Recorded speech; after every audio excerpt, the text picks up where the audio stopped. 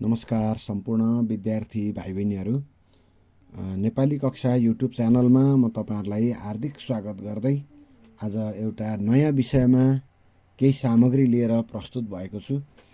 यो नेपाली भाषा अन्तर्गतको योभन्दा अगाडिका कक्षाहरूमा हामीले भाषिक अभ्यास गर्यौं र यो भाषिक अभ्यास सँगसँगै तपाईहरुलाई व्याकरणसँग सम्बन्धित कुराको बारेमा पनि अलि विशेष जानकारी दिन मलाई मन लाग्यो। त्यसैले आज म यो कक्षा सानै कक्षादेखि पनि यो अभ्यास सुरु हुन्छ र कक्षा 9, 10, 11, 12 सम्म पनि हामी यसको निरन्तर अभ्यास गरिरहेका हुन्छौं। त्यस्तै 7, 8 कक्षालाई पनि यो सामग्री अत्यन्त उपयोगी हुन्छ भन्ने ठानेर मैले यहाँ एउटा सामग्री प्रस्तुत गरिरहेको छु। म तपाईहरुलाई यो सामग्रीका माध्यमबाट नेपाली व्याकरण खण्डको काल र पक्षसँग सम्बन्धित विषयमा अलि विस्तृत जानकारी दिने उद्देश्यका साथ यहाँ उपस्थित भएको छु। तपाईहरुलाई हार्दिक स्वागत गर्दै आजको विषयभित्र म प्रवेश गर्दैछु। आउनुहोस् भाइ बहिनीहरू,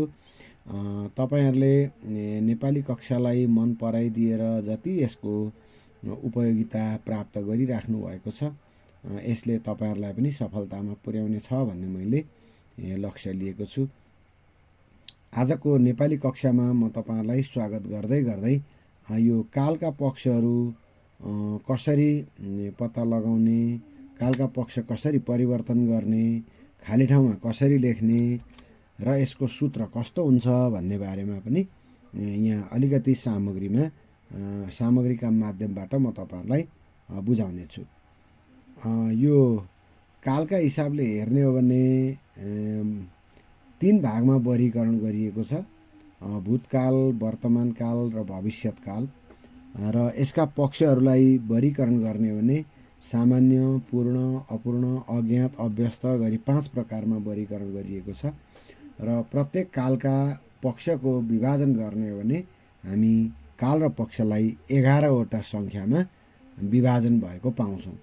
र म तपाईहरुलाई यसै विषयमा आज एउटा सामग्रीका माध्यमबाट भरसक धेरै बुझाउने कोसिस गर्छु। तपाईहरुले पनि यसलाई बुझ्ने कोसिस गर्नु होला है त।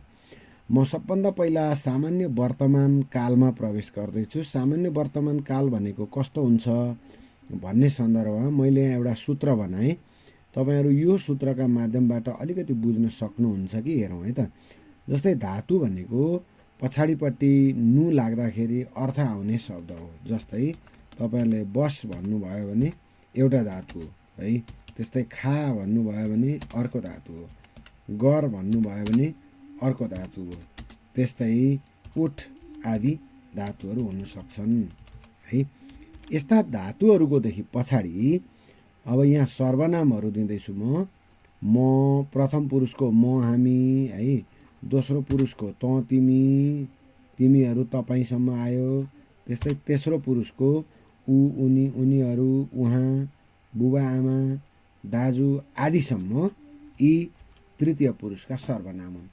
अब यस्ता सर्वनामहरूदेखि पछाडि मसँग छु, हामीसँग छौं यो धातुदेखि पछाडि तँसँग छस्, तँसँग छेस, पुल्लिङ्ग र स्त्रीलिङ्ग दुईटा फरक हुन्छ। तिमीसँग छौ छेउ, तिमीहरूसँग छौ, तपाईसँग नु हुन्छ। उसँग छ छे, उनीसँग छन् छिन्, उनीहरूसँग छन्, उहाँसँग अथवा बुबासँग, आमासँग, दाजुसँग नु हुन्छ भनेर हामी क्रियापदहरू बनाउँछौँ। जस्तै बस धातुबाट अब तपाईहरु कुदाउँदै जानुस् त, तपाईहरुले मजाले वाक्य बनाउन सक्नुहुन्छ। म बस्छु, हामी बस्छौं, तँ बस्छस्, बस्छेस् भन्दै गयौँ भने हामीले यो सामान्य वर्तमानको एउटा संरचना तयार पार्यौं है। अब यो सामान्य वर्तमानलाई रूपान्तरण गर्ने, विभिन्न कालका पक्षमा लाने कुराहरू पनि सँगसँगै आउँछन्। अब यो एउटा अभ्यासबाट तपाईहरुले सूत्रात्मक रूपमा अभ्यास गर्न सक्नुहुन्छ। अब यहाँ म केही तपाईहरुलाई प्रश्न दिन्छु। जस्तै म पुस्तक पढ आयो भने तपाईहरुले छु लागेको माथि सूत्र देख्नुभयो, म पुस्तक पढ्छु, हामी गीत गाउँछौं भन्दै यो अभ्यास गर्न सक्नुहुन्छ है। यो कालको सामान्य पक्ष भयो। अब यहाँदेखि तलतिर ऊ उनी उनीहरू हुँदै आयो। मैले तपाईँलाई फेरि अर्कोमा लगिहालेँ, अपूर्ण वर्तमान कालमा लगेँ मैले। दोस्रो यो काल र पक्षको अर्को पक्षमा वर्तमान कालको अपूर्ण पक्षमा लाँदा धातु अघि मैले माथि भने है तपाईँलाई, बस, गर, गाउ, आउ, जेसुकै होस्, त्यो धातुदेखि पछाडि दै छु, हामीसँग दै छौँ होइन, यो तँ भन्ने अर्थ हो यहाँनिर। तँसँग दै छस्, दै छौ, दै छेस हुँदै हुँदै यो रूप यसरी चल्दै चल्दै आउँछ। अब यिनीहरूमा पनि यसै गरी हामी वाक्य बनाउँदै गर्छौँ। तर यहाँ एउटा कुरा के ख्याल गर्नुपर्छ भने स्वरान्त धातु भनेको जा, गाउ, खा जस्ता धातु भयो भने चाहिँ दैको देब्रेपट्टि चन्द्रबिन्दु लाग्छ भन्ने कुरालाई बिर्सनु भएन। जस्तै खाँदै, गाउँदै, आउँदै, जाँदै भन्नु पर्यो भने दैको अगाडि चन्द्रबिन्दु लाग्छ भन्ने भयो। अब तपाईँहरू यहाँबाट यो अभ्यास गर्दै गर्दै आउनु होला है। मैले खालि यहाँ तपाईँलाई सामग्री मात्रै प्रस्तुत गरेँ, यो तपाईँहरू अभ्यास गर्दै आउन सक्नुहुन्छ। यसलाई भर्न जान्नुभयो भने कालका पक्ष जान्नुभयो। अब म तपाईँलाई पूर्ण वर्तमान कालमा फेरि लगिहाल्छु। म अलि छिट्टो किन गर्दैछु भने तपाईँलाई मैले कालका पक्षको बारेमा धेरै कुरा जानकारी दिनु छ। अब अघि हामीले यहाँ कुरा गऱ्यौँ धातुदेखि पछाडि है, अर्थात् धातु भनेको गर, बस, खा, जा, उठ आदि जेसुकै धातु होस्, त्यसको पछाडिपट्टि के जोडिँदो रहेछ भन्दाखेरि मसँग एको छु, हामीसँग एका छौँ। यो धेरै विद्यार्थीहरूले गल्ती गर्ने ठाउँ छ है। पहिलो पुरुषमा यहाँसम्म आयो, दोस्रो पुरुषमा तँसँग एको एकी छस्, तिमीसँग एका एकी छौ, तिमीहरूसँग एका छौ, अनि तपाईँसँग यो यसमै आउँदा हुन्छ तिमीहरूसँग एका छौ, तपाईँसँग नु भएको छ। पछाडि तृतीय पुरुषमा आउँदा उसँग एको एकी छ, उनीसँग एका एकी छन्, उनीहरूसँग एका छन्, उहाँ दाजु आदिसँग नु भएको छ भनेर जोडिन आयो। यो चाहिँ उच्च आदरमा आउँदाखेरिको आएको यो उहाँवाला चाहिँ तपाईँ र उहाँको रूप एउटै हुन्छ भनेर बुझ्नु होला है त। अब हामीले यसलाई प्रयोग गर्दा के कुरा बुझ्नु पर्यो भने यदि वाक्य सकर्मक छ भने चाहिँ पूर्ण वर्तमान कालका पक्षमा कर्तामा ले लाग्छ भनेर बुझ्नुपर्ने हुन्छ। जस्तै तपाईँहरू यहाँ अभ्यासहरू गर्न सक्नुहुन्छ है। म बजार जामा म बजार गएको छु भनेर आयो, तर तपाईँले ले लाउने ठाउँ कहाँनिर देख्नुहुन्छ हेर्नुहोस् त। तिमी झोला किन आयो भने तिमीले झोला किनेका छौ भनेर बनाउने, किनभने यहाँ झोला कर्मको रूपमा आयो। यसरी कालको पक्षमा वाक्य सकर्मक छ भने कर्तामा ले लाग्छ। पूर्ण पक्षमा मैले माथि सूत्र भनिहालेँ, यो अभ्यास तपाईँहरू गर्नुहोला है। तपाईँलाई अभ्यासका लागि मैले छोडेँ। अब म अर्को भूतकालको पक्षमा आएँ। भूतकालमा सबभन्दा पहिला हामी सामान्य भूतकालमा चर्चा गर्दैछौँ। सामान्य भूतकालमा मास्तिर धातु छँदैछ ममा ए, हामीमा यौँ। हेर्नुहोस् त के आयो, ममा ए, हामीमा यौँ, तँमा इस, तिमीमा यौ, तिमीहरूमा यौ, तपाईँमा नु भयो। अनि तृतीय पुरुषमा उमा यो, उनीमा ए इन, उनीहरूमा ए, उहाँमा नु भयो जस्ता क्रियापद राखेर यो वाक्य बन्छ। र यसमा पनि वाक्य सकर्मक छ भने कर्तामा ले लाग्छ भनेर तपाईँहरूले बुझ्न सक्नुहुन्छ है। जस्तै म परीक्षा दिआयो। अब म परीक्षा दिएँ भन्न मिलेन, मैले के दिएँ भन्दा परीक्षा भएको कारणले मैले परीक्षा दिएँ। यहाँ ले लगाउँदै लगाउँदै आउनु होला है।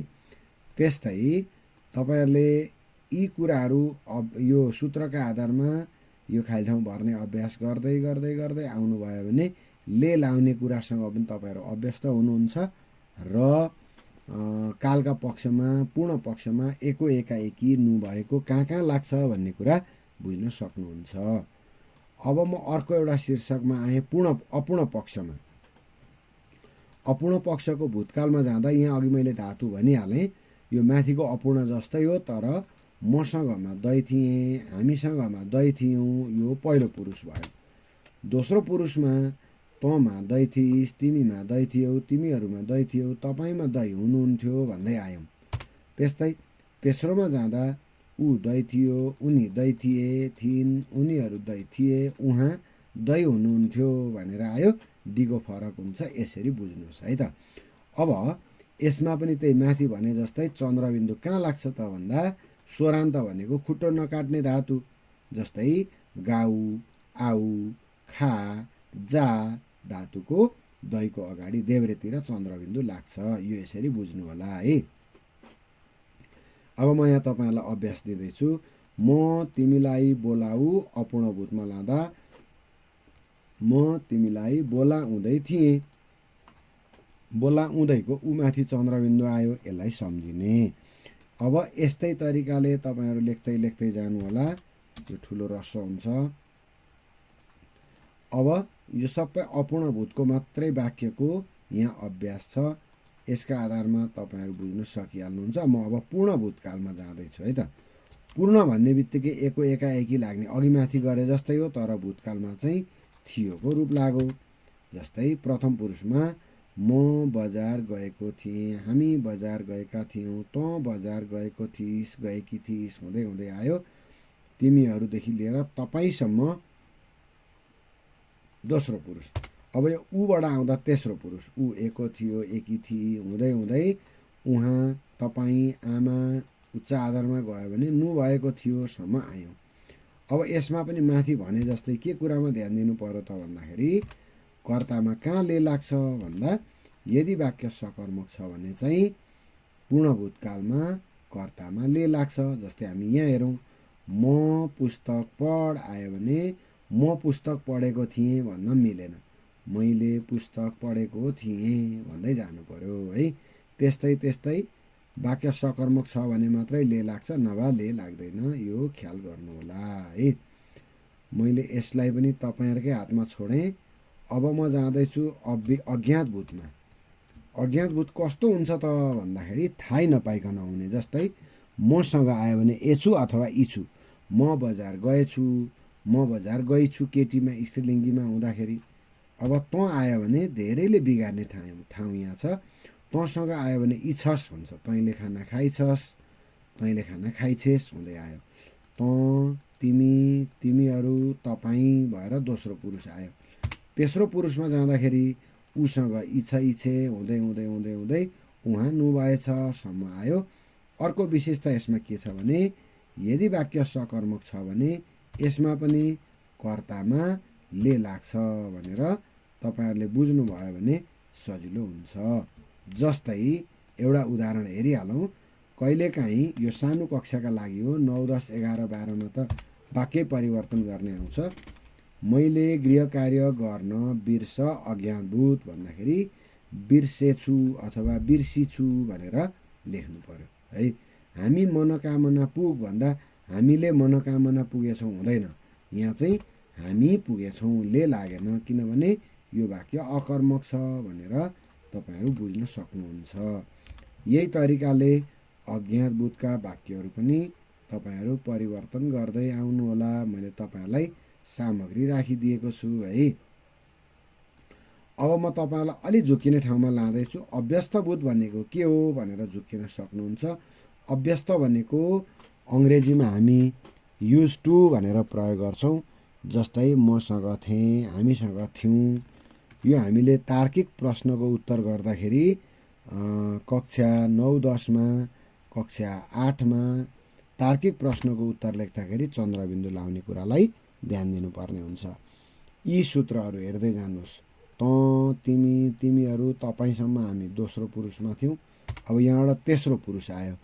उमा ऊ थियो, थी, उनी थिए, थिइन्, उनीहरू थिए, उहाँ नु हुन्थ्यो भन्दै भन्दै हामीले अभ्यस्तको भूतकाल बनाउने गरेका छौँ। यहाँनिर यसलाई हामी अभ्यस्त भूतकाल भन्छौँ है। अभ्यस्त भूतकाल यसरी बनायौँ। अब यसमा चाहिँ ले कहिल्यै पनि लाग्दैन है। जस्तै म सानामा धेरै रु अभ्यस्त भन्यो भने तपाईँले रुन्थेँ लेख्नुहुन्छ र रुन्थेँ लेख्दाखेरि थेमा चन्द्र लाउन बिर्सिनु भएन। एवं प्रकारले तपाईँहरूले यहाँनिर खाली ठाउँ भर्दै भर्दै भर्दै आउनु होला। योबाट पनि तपाईँहरूलाई प्रशस्तै अभ्यास हुनेछ। अब म भविष्यतकालमा लाँदैछु तपाईहरुलाई। सामान्य भविष्यत, सबभन्दा पहिला भविष्यतकालमा प्रथम पुरुषमा यो ने र छ को डीको जहिल्यै पनि फरक हुन्छ है। खानेछु, मसँग नेछु भयो, हामीसँग नेछौँ भयो, यसरी आयो। तँसँग हेर्नुस् त नेछस्, नेछेस, तिमीसँग नेछौ, नेछेउ, तिमीहरूसँग हुँदै आयो, तपाईसँग यहाँसम्म आयो। त्यस पछाडि तृतीय पुरुष आयो। यिनीहरू ने र छ को डीको फरक भयो। अब भविष्यतमा नेछको भएपछि पूर्ण अपूर्ण सामान्यको नेछ जहिल्यै पनि फरक हुन्छ, बुझिहाल्नु भयो। अब हामी यसमा ले लगाउँदैनौँ, कहिल्यै पनि कर्तामा ले लाग्दैन सामान्य भविष्यतमा भनेर बुझ्नु होला है। म प्रवेशिका परीक्षा दिने अनि छु छुट्टै गर्नु होला। एवं तरिकाले यो अभ्यास पनि तपाईहरु गर्न सक्नुहुन्छ है। म पनि यसलाई अलिअलि छिट्टो लिएर अगाडि बढेँ, तपाईलाई अरु अभ्यास गराउनु छ।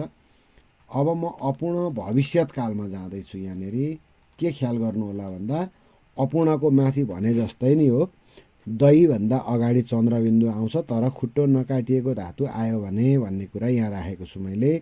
यसलाई हामी यहाँ चन्द्रबिन्दुको रूपमा प्रयोग गर्छौं। अनि यहाँ के हुन्छ त भन्दाखेरि यसमा डीको 3 वटा हुन्छन्। खाँदै, हुने, छु है। अपूर्ण पक्षमा 3 वटा डीको हुन्छ। पहिलो म हामी प्रथम पुरुषमा लेख्यौं हामीले यसरी, त, तिमी, तिमीहरू, तपाईसम्मको दोस्रो पुरुषमा यहाँ लेख्यौं। तेस्रो पुरुषमा ऊ दही हुनेछ अथवा हुनेछे, उनी दही हुनेछन् अथवा हुनेछिन्, हुँदै हुँदै यहाँसम्म आयो। अब उहाँ खाना खाँदै हुनुहुने छ। डीको 3टा फरक फरक यसरी आएको छ। यसलाई पनि तपाईहरु बुझ्न सक्नुहुन्छ है। अब यहाँ मैले चन्द्रबिन्दु लागेको कुरा अघि भनिहालेँ, माथिकै कुराको यो पनि चर्चा हो है त। अब यहाँ तलतिर अभ्यास छ। यो अभ्यास तपाईहरु गर्दै आउनु होला। यसमा ले कहिल्यै पनि लाग्दैन अपूर्ण भविष्यतमा है। अब म जाँदैछु तपाईहरुलाई लिएर पूर्ण भविष्यतमा। पूर्ण भविष्यत माथिका पूर्णको जस्तै विशेषता हो। यसमा चाहिँ तपाईहरुले धातुदेखि पछाडि एको, हुनेछु, यसमा पनि 3टा डीको फरक फरक। खाएको, हुने, छु डीको जोड दिनुभयो भने तपाईहरुको अङ्क गयो है। यसलाई सम्झिने।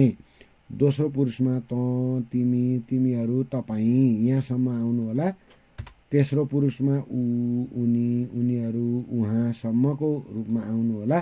र यसमा चाहिँ के सम्झिने भन्दा माथिको जस्तै यदि वाक्य सकर्मक भयो भने कर्तामा ले लाग्छ भन्ने सम्झिनु होला है।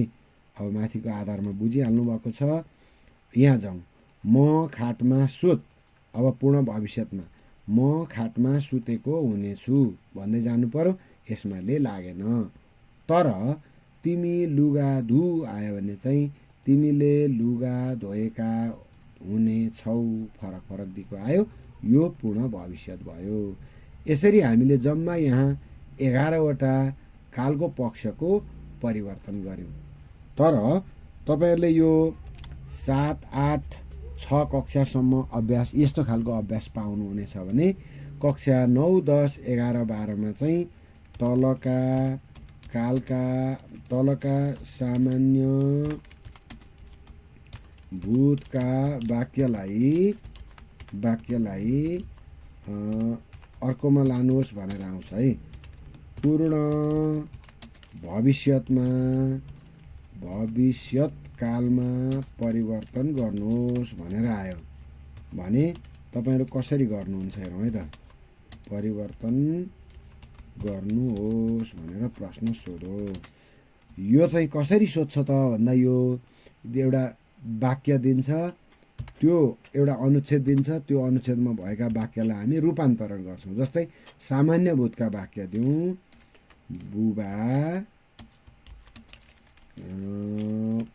बजार जानु भयो।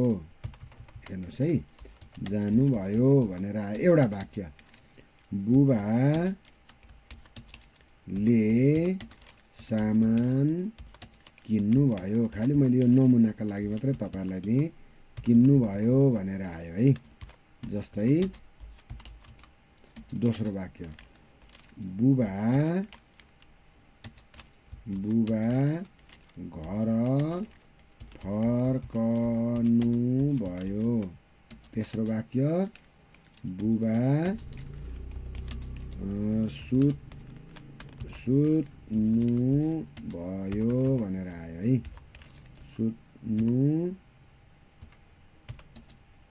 सुत्नुभयो भनेर प्रश्न आयो।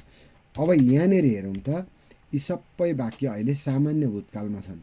बुबा उच्च आदर छ। अब हामीले यसलाई पूर्ण भविष्यतमा लानु पर्यो भने तपाईँहरूले के लेख्नु पर्यो भन्दाखेरि, यो एउटा खालि नमुना मात्रै हो। यहाँ पूर्ण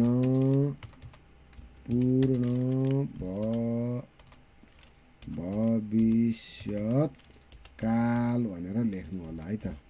शीर्षक राखेपछि सजिलो हुन्छ। पूर्ण भविष्यत कालका वाक्यलाई हामी यहाँ परिवर्तन गर्दैछौँ। अब के भन्नु पर्यो त भन्दा, बुबा बजार जानुभयो छ नि, बुबा बजार जानु भएको अब भविष्यतमा के हुने भयो त, हुने छ। यो भयो सामान्य भविष्य, के अरे पूर्ण भविष्यत। बुबाले, यसमा पनि ले लागिहाल्यो, सामान किन्नु भएको हुनेछ। अब भविष्यतमा लाँदाखेरि पूर्ण भविष्यतमा हुनेछ आयो। त्यस्तै बुबा घर फर्कनु भयो, बुबा घर फर्कनु भएको भन्नु पर्यो। यहाँनिर भएको हुनेछ। अनि बुबा सुत्नु भएको, बुबा सुत्नु भएको हुनेछ भनेर यसरी परिवर्तन गऱ्यौँ है त। अब तपाईँहरूलाई यो मास्तिरको वाक्य अर्को वर्तमान कालको पनि हुनसक्छ है, पूर्ण भूतकालको पनि हुनसक्छ, अपूर्ण भूतकालको पनि हुनसक्छ। कालका 11वटा रूपान्तरण गर्नलाई यो एउटा प्रश्न भयो। यस्तै तरिकाले तपाईँहरू रूपान्तरण गर्दै गर्दै आउनु होला। तपाईँहरूलाई कालका पक्षको भरपुर अभ्यास यहाँनिर हुनेछ।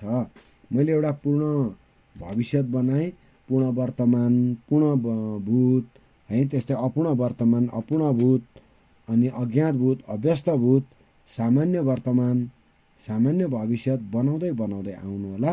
यो तपाईँहरूका लागि अभ्यास गर्ने सामग्री हुनेछ। आज मैले तपाईँहरूलाई यो कालका पक्षको बारेमा जानकारी दिएँ। यसबाट तपाईँहरूले एउटा आफ्नो धारणा बनाउनु भयो होला। प्रशस्त अभ्यास गर्दै गर्दै आउनुहोस्। विगतका प्रश्नहरूको नमुना पनि हेर्दै हेर्दै यो सूत्रबाट अभ्यास गर्दै आउनुहोस्। फेरि म अर्को दिन अर्को नयाँ सामग्री लिएर उपस्थित हुने नै छु।